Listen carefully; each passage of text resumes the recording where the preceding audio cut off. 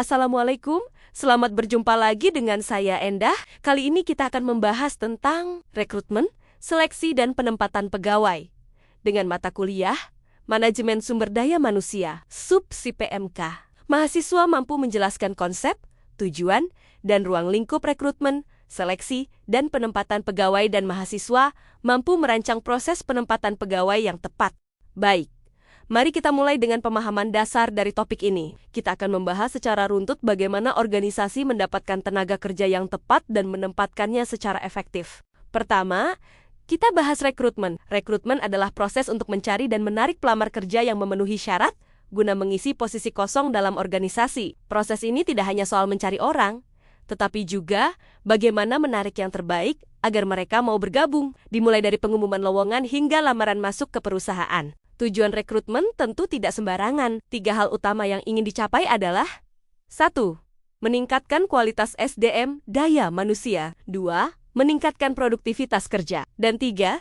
Memberikan kontribusi pada kepuasan pelanggan. Karena SDM, daya manusia yang tepat, akan memberikan pelayanan yang lebih baik. Tentu saja, proses rekrutmen tidak selalu berjalan mulus. Ada hambatan internal, misalnya kebijakan promosi dari dalam, struktur imbalan yang tidak menarik, atau perencanaan SDM daya manusia yang belum matang. Sementara dari luar, kita bisa menghadapi tantangan, seperti tingginya pengangguran, kelangkaan keahlian, atau peraturan pemerintah yang berubah-ubah. Untuk itu, tahapan rekrutmen harus direncanakan dengan baik, dimulai dari menentukan kebutuhan tenaga kerja baik jumlah maupun kualitas dengan menganalisis beban kerja dan job description, lalu masuk ke tahap pelaksanaan rekrutmen, menyebarkan informasi lowongan, menyaring pelamar, memverifikasi latar belakang, dan wawancara. Secara visual, ini adalah gambaran kerangka kerja rekrutmen, mulai dari perencanaan hingga evaluasi. Ini penting untuk memastikan prosesnya berjalan sistematis. Rekrutmen bisa dilakukan dengan 2 metode,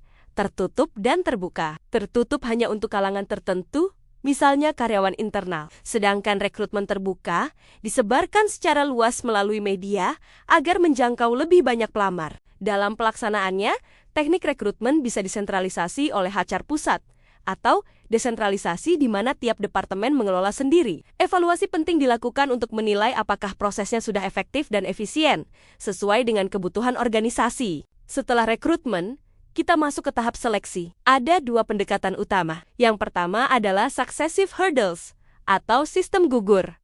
Kandidat harus lolos dari 1 tahap untuk bisa lanjut. Yang kedua adalah compensatory approach, di mana semua kandidat mengikuti semua tahapan. Lalu hasil akhirnya yang dievaluasi secara keseluruhan. Beberapa alat tes yang biasa digunakan antara lain, tes IQ atau inteligensi, tes kepribadian, dan tentu saja wawancara. Gabungan dari tes ini sering kita kenal sebagai psikotes. Tahapan seleksi cukup banyak ya, dimulai dari seleksi awal, tes-tes penerimaan, wawancara, pemeriksaan referensi, sampai tes kesehatan. Terakhir, biasanya ada wawancara oleh atasan langsung sebelum keputusan penerimaan dibuat. Faktor-faktor yang memengaruhi keberhasilan seleksi antara lain, jumlah pelamar yang memenuhi syarat, ketersediaan anggaran, kebijakan organisasi, dan tentu saja perencanaan SDM dan daya manusia yang sudah dibuat sebelumnya.